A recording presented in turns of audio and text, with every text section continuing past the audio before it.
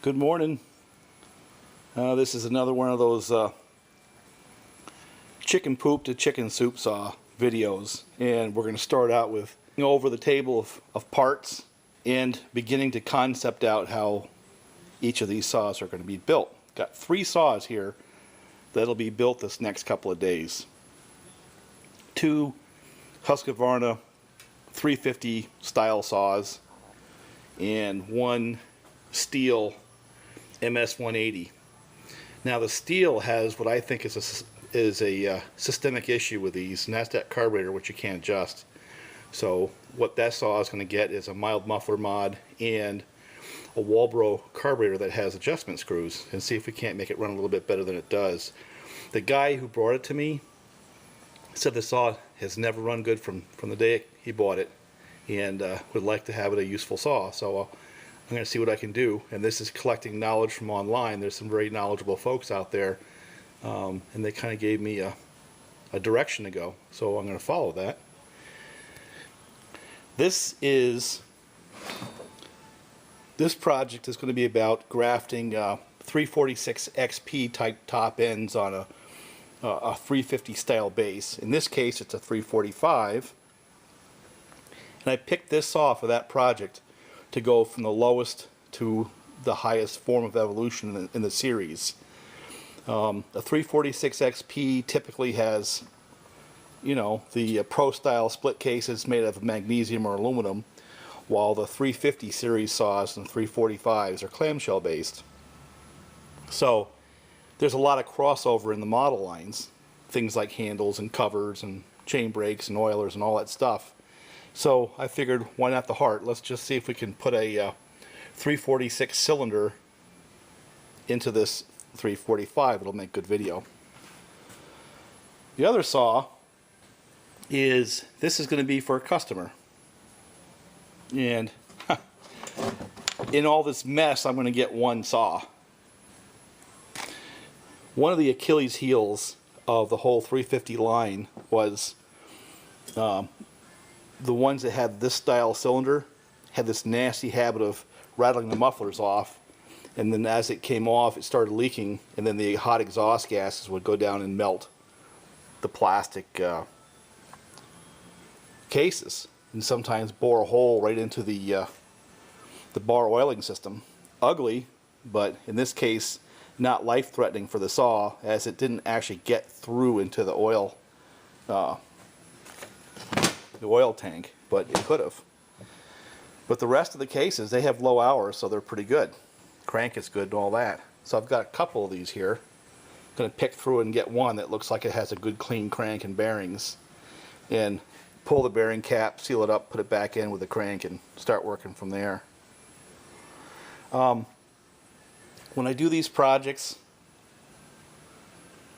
you know, the first thing I do is I go and sort of stage them to figure out what parts I have, so I can put together a shopping list, so I don't waste a lot of time going back and forth looking for parts from either a junk pile or whatever.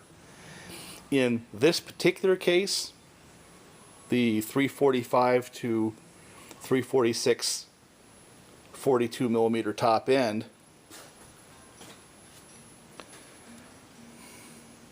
I need a good cover. I need the intake boot to cylinder. That's one of these things that has the steel clamp. You see that in there? That's as compared to what came on those with that plastic, which is the other Achilles heel on this line of saws, is that plastic eventually relaxes and then lets air in right there at the intake manifold. And a lot of the saws that I've seen that have been toasted also had this style of intake. By the way, that's the same kind of issue on the 357 and 359s. Husqvarna updated the part. They have a steel clamp, makes for a more reliable saw. My suggestion, if you have one of these saws now, is check for that, and if it's a plastic one, change it now before it melts your top end. And the other thing is check to see if the muffler is tight and not leaking. And if it is, I'm going to cover in this video a couple of strategies to keep that from happening. So this saw is going to get a top end of this style, the least desirable. I don't know if it's the least desirable, but from a reliability standpoint, they're not as desirable as the other ones.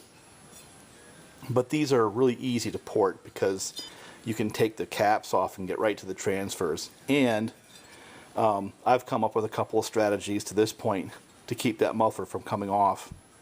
So it's a viable option, and that's what we're going to use on this saw.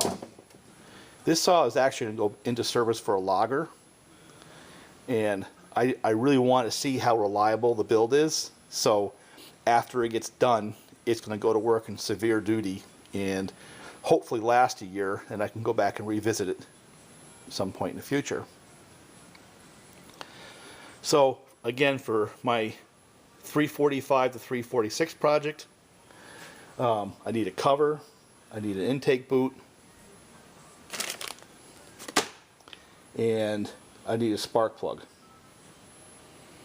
It's got everything else, you know.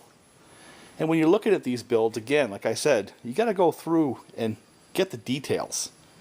You know, there's nothing more frustrating than get all the way through a project to find out that you're missing something like a spring, an anti-vibe spring. And that keeps you from having a complete project. So go through and document what you have, and then do a shopping list like I'm doing here of the missing parts. Details like this. That sits down here.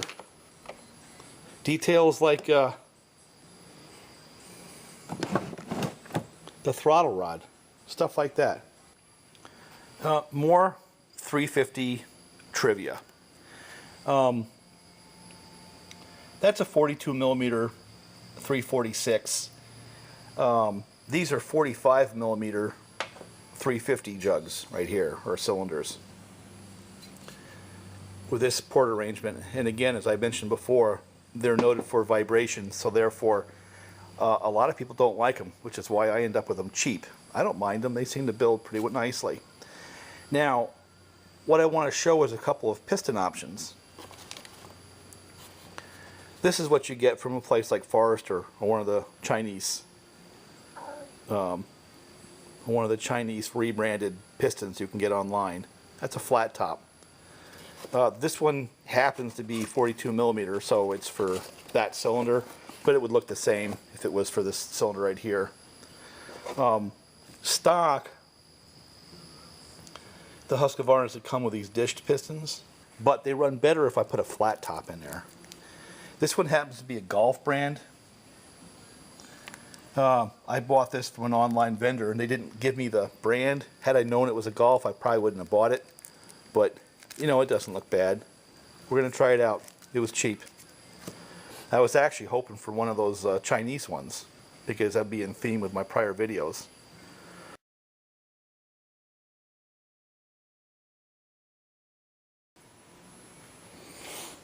Looks like I need a T20 Torx to get these things off of here.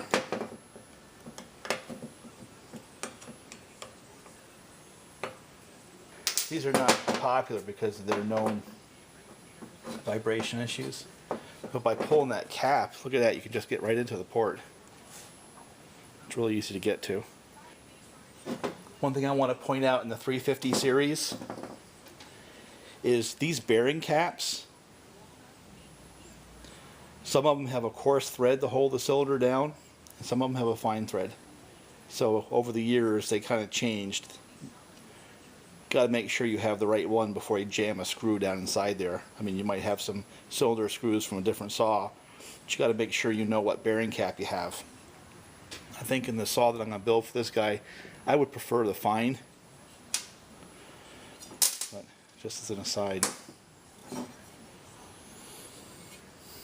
just putting it in with no ring, just so we can get an idea of what the squish is and what the port timing is. And I'm not going to use that piston.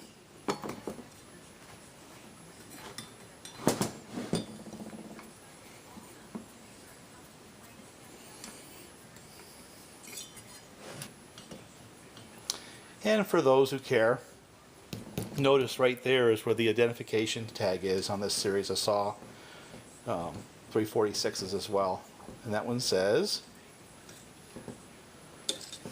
Husqvarna 350, 0188. I wonder if that's when it was built. I don't think so. I think it was built 2001.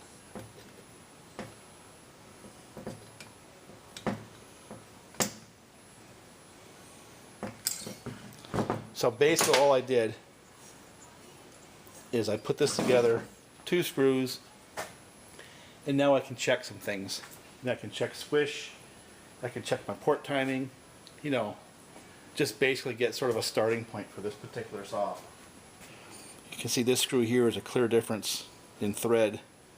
So these bearings cap, they change from year to year. You got to be careful. Make sure you keep the screws with each bearing cap with that bearing cap.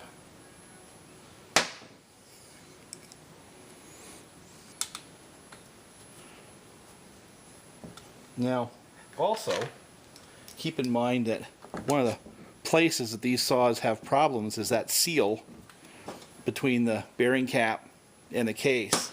So when we build this saw later on, we're going to make sure that there's a nice 1194 gasket in between the case and the plastic case and the aluminum.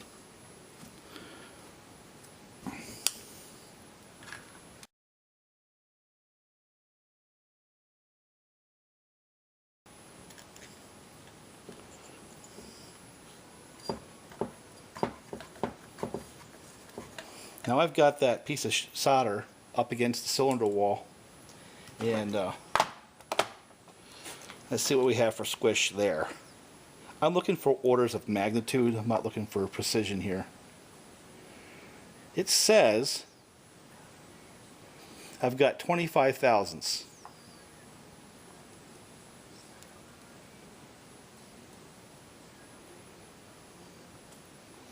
No, 26 maybe. That's acceptable right where it is.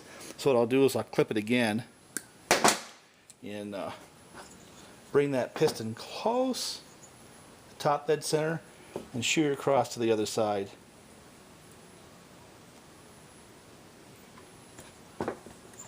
Smash it, pull it back out. It's saying I have almost 30 thousandths. So, you know, as it sits there, unless you have a lathe and you deck the cylinder, that's about what that saw is going to have, between 25 30 thousand squish, and that's not bad. And that's without a base gasket.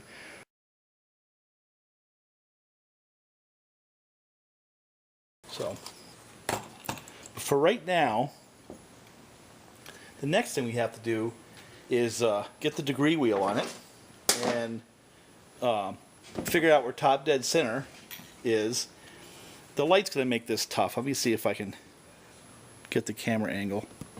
But what we're going to do essentially is this.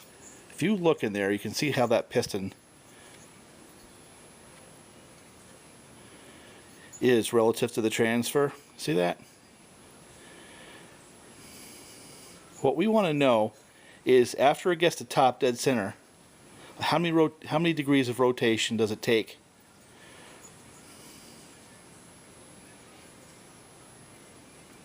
to get right there where the top of that piston, right there where the top of that piston is just beginning to open the transfers,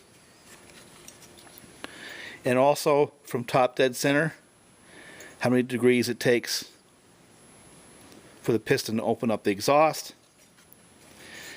And before top dead center, as the piston's going up, how many degrees of rotation does it take for that skirt to clear that bottom of the intake port. So those three numbers are what I need to find. And it's really not something that you can go by eye. You really do have to measure it. And I'm sure you've heard of the degree wheels and all that. That's pretty much what you have to do. Now I'm going to kind of do this rough, because I usually do it in a vise. And this is more to show the concept than it is to actually get the numbers.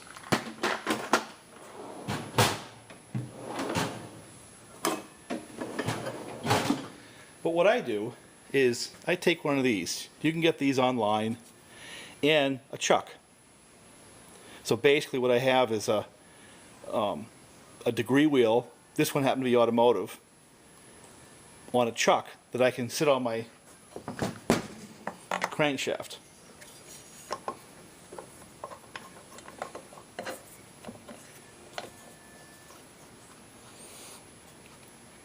So what I've got now is I've got this system where when I turn the crankshaft, it turns this wheel. Now the game is I've got to come up with a pointer mechanism, so I've got a way of measuring and identifying where I am. And the first thing I need to find out is what top dead center is. It's a variety of strategies to do that. Let me see if I can jury rig this so I can do it pretty much all on camera. Again, unless you've got it clamped down some, you're kind of playing with fire here. You know, I could probably get a C-clamp and put it on the end of the table. Maybe I'll go buy a C-clamp so I can finish the video. But I think I can get what I need right here. But you see how that is? Where basically the chuck holds the degree wheel to the crank. This is using the clutch side. I do it that way so I can turn the flywheel side. And now we have to find some numbers.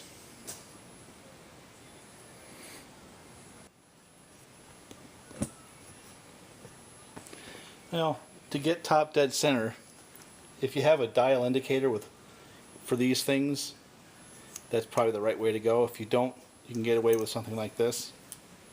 But you got to have a stable base so you have a repeatable measurement. And once you have a stable environment here, or stable situation, put a little bit of down pressure, and then you turn, there it is, stable. You turn the flywheel, and you can get to where it's top dead center with that pretty close. Right there. I'm watching my dial. Let me see if I can get the camera to where you can see this.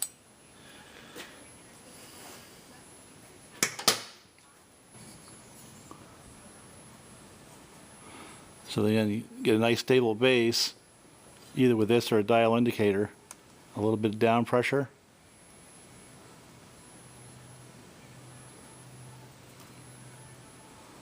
Right, you see where it goes from right.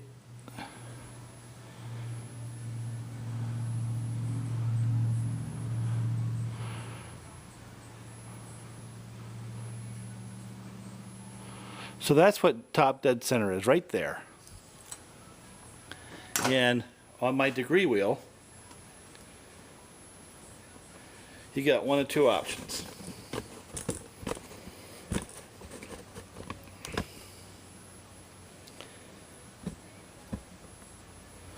The one is just to record it. And in this case here, that would be where my pointer contacts exactly 12 degrees on that side of the zero. So I'm going to just say that for now. So 12 degrees. The other option, or to adjust that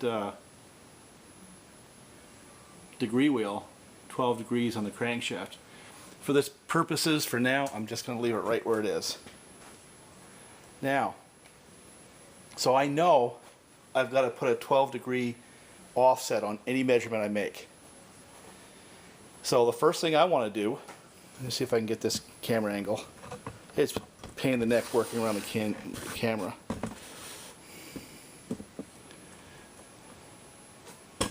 I'm going to do this with a dial indicator.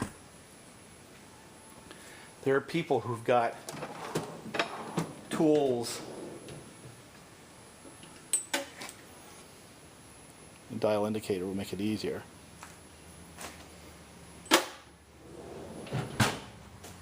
So once I've got that baseline measurement, now I can do things. I can look right in that port, for example. I know I'm ahead exactly. I can put it right on camera. I'm exactly at, well, it's 8 degrees. Not 12 degrees, 8 degrees. Okay?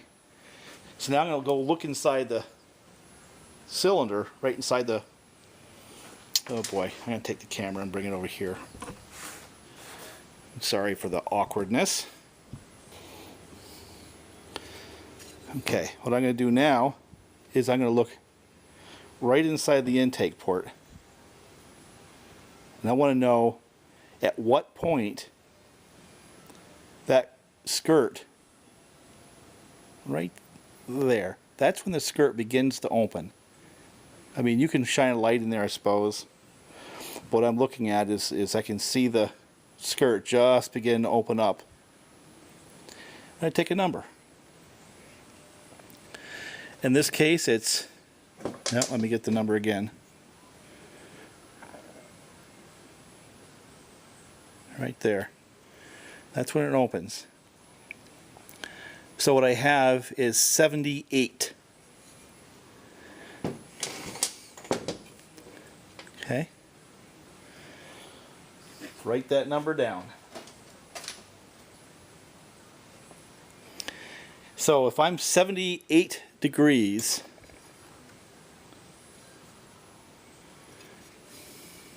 I'm going to check that again and just see that crack opening.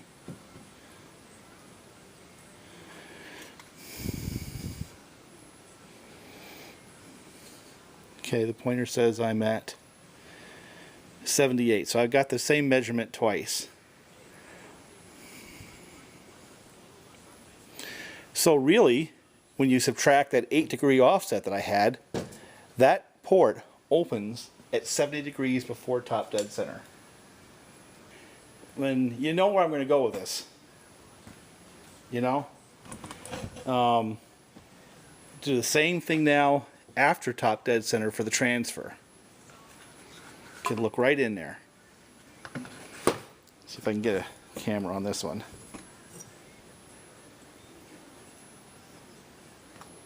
That's right where it opens. What do I got on a number here?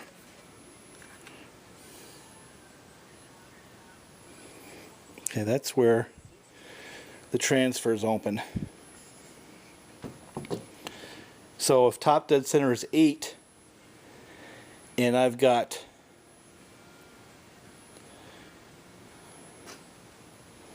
there's 90 degrees,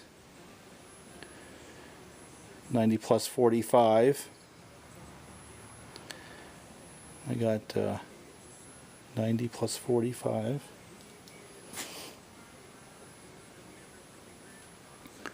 Plus another 1, 2, 3, 4. So 90 plus 49.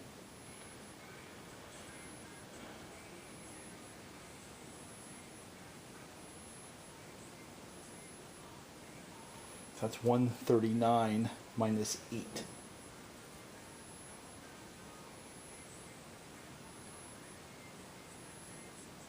So that thing opens up at 131 degrees.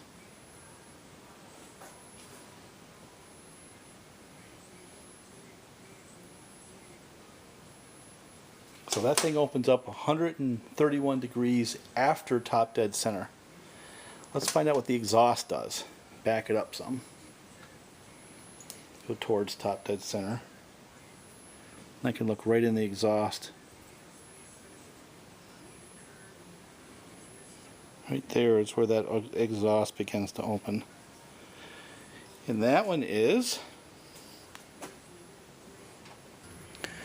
90, 100, 110. So you got 90, 100, 110, 11, 12, 13.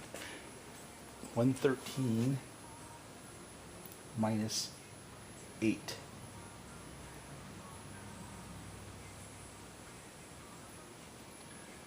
So the exhaust opens at 105. Okay, so now we know what we have for a motor.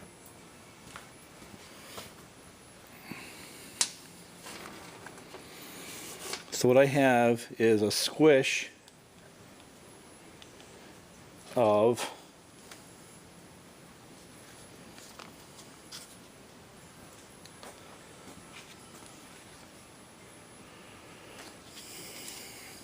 Squish is like 25, 30 thousandths.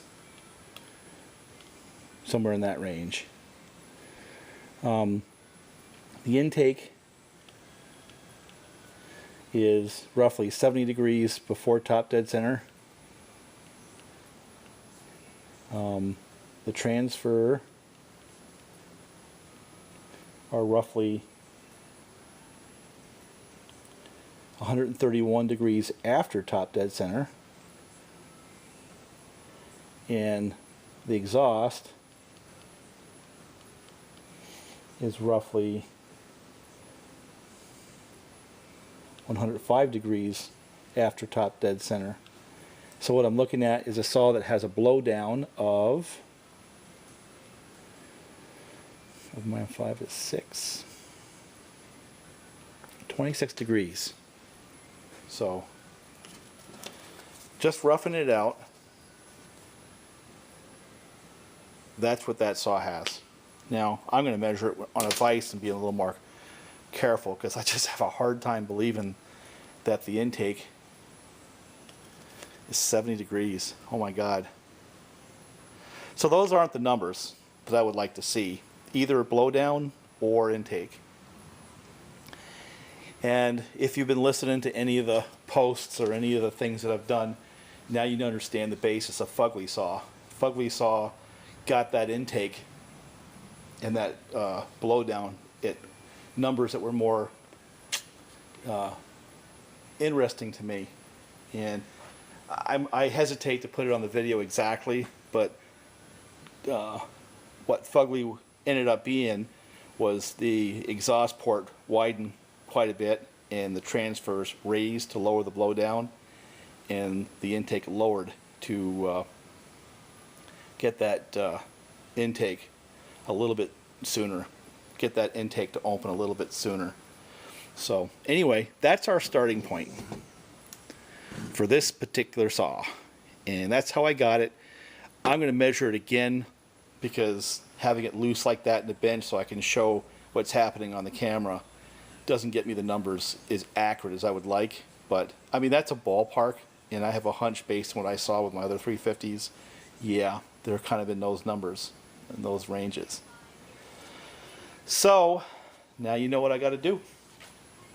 But you got to know what you're starting with. You really do. And using the degree wheel helps.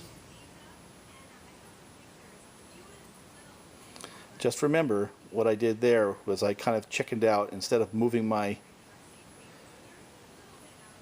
degree wheel on the crank, I just figured out where top dead center was, and then I worked from that point and use it for an offset. In this case, it was 8 degrees, so I would measure when I could see those ports open and close, and then I would just adjust it by the 8 degrees that the wheel was offset. I think I'm going to close this one off. Okay, I did a more careful measurement, and these are the numbers I got. Again, I got Squish a little bit more than 25 thousandths. I really can't do anything with that because I already have the gasket out of there. The intake is 70 degrees before top dead center, and I'm going to change that. Transfers 127 after top dead center, exhaust 105 after top dead center with blowdown of 22, not 26. That's more in line with what I'm looking for. Where I'm going to go with this is I want the intake to be a little bit more advanced. On the Fugly saw, I had it at about 78 degrees before top dead center, and I had my blowdown in a range of 18 degrees before top dead center, or the blowdown. I had the blowdown at about 18 degrees. I don't want to raise the exhaust. I kind of like leaving that exhaust right where it is, get a little bit more push before it drops pressure when that piston opens up the exhaust. Just me. There's guys who know what they're doing. But this particular build, since we're still in the research and development, you can see what I have, and I'm giving you kind of a direction I'm going to move it, and see if we can't make this thing run, you know, as good at least as, we'll see if we can get this thing to run at least as good as the Fugly saw. And remember, Fugly was done with a Chinese cylinder, so by matching the port timing getting that blowdown in the teens versus the 20s, and getting that intake in the high 70s instead of where it is now, Fugly really took off. And I'm hoping with a stock or an OEM cylinder, the same kind of numbers makes this saw run stronger than Fugly. But that's what we're going to find out. We're going to get those numbers where I want and build a muffler with a mod and see if we can beat Fugly. That's the game.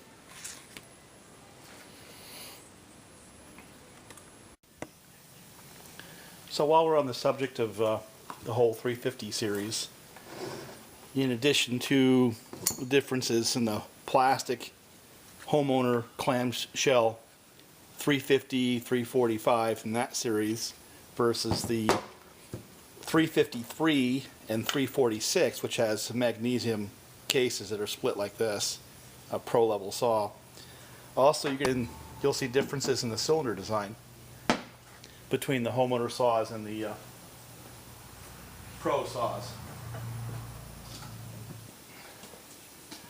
The 350's have these kind of ports with the caps on them. 346's have got these, which is truly a encapsulated closed port design. I don't know if you can see that. That's from a 346. The 346 also came in different displacements. This one here is a 42, and this is like a 44.5 or something along those lines. This is the later model 346 XP cylinder. And in addition to case, cylinder, and all that stuff, also ignition systems. You hear it online pretty frequently. Limited ignition that has effectively a rev limiter hard-coded into the electronics of the system. And the unlimited. You know, honestly, for most wood sport type saws, the biggest liability to these is when you're trying to tune on the very top end, you don't know whether or not it's stopped because of the rev limiting, or is it because of your mixture screws. And sometimes you can get a little bit too lean trying to look for RPMs and toast your saw. But other than that, you know, the saw is going to be working at something less than 1300 RPMs. I believe this one's rev limited at 13.6. So, you know, I wouldn't be afraid of one of these for a work saw. But anyway, I think I'm going to try to add some footage because I want to get the port timing off the closed port 346 XP, and of course it doesn't have those caps. So instead of doing it by eye like I did before, I'm going to do it by wire.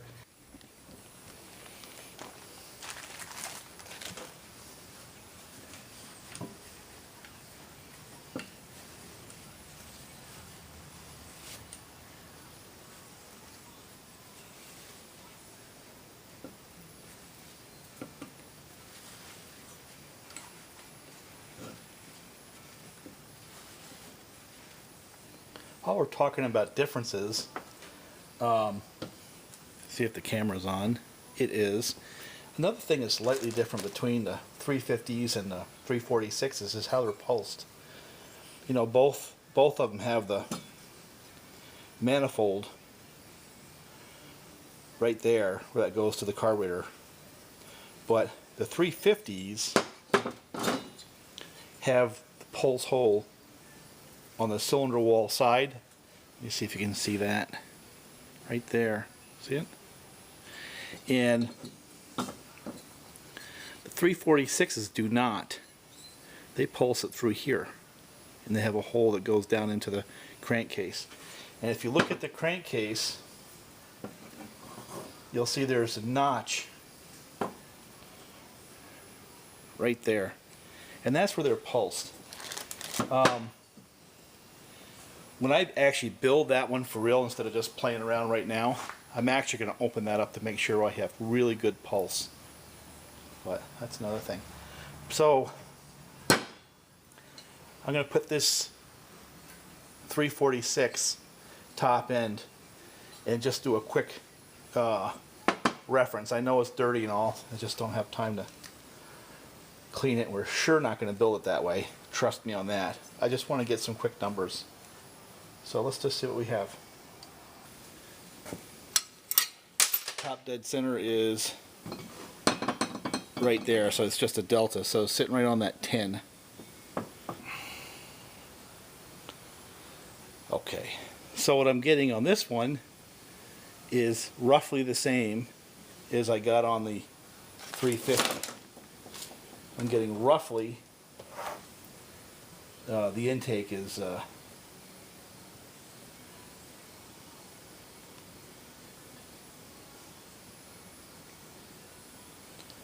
10 plus 60, 70 degrees.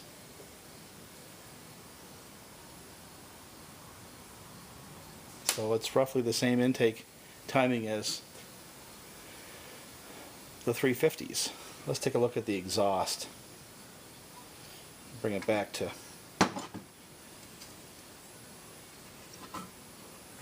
the top dead center. And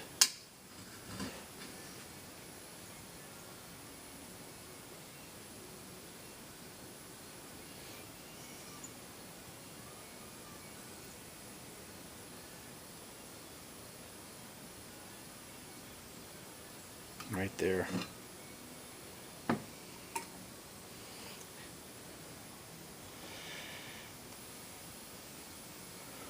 Because my top dead center was that number right there. Plus 90 is 100 plus 180 degrees. I'm going to check my top dead center again, make sure that I didn't move the wheel. No, I still get the same 10. Plus 90 is 100. Plus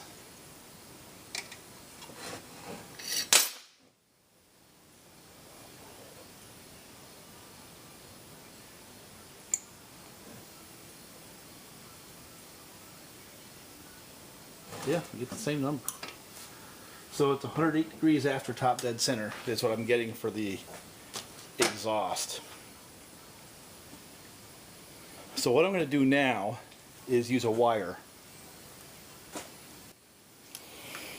Now this is a bit of a jerry rig, but what I've got is I've got a wire that's roughly 20 thousandths. Okay? So what I'm going to do is, because I need to know how many degrees different 20 thousandths is at that point of rotation on the crank with a piston in that general area. So the first thing I'm going to do is put it in the exhaust port and then run it up and see what I get for a number relative to what I was using by eye, the sliver of light method. And that difference, whatever that number is, when I put it through the exhaust into the transfer port and then run it up against this wire, I'm going to use that fudge factor to correct what I measure on the wheel for the number of degrees after top dead center that the transfer is open. So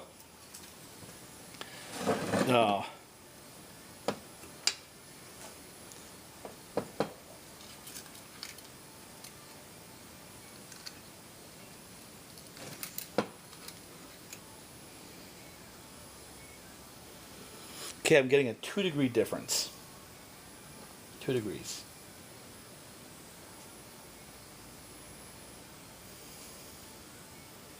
So now I got to get it into where the transfer is.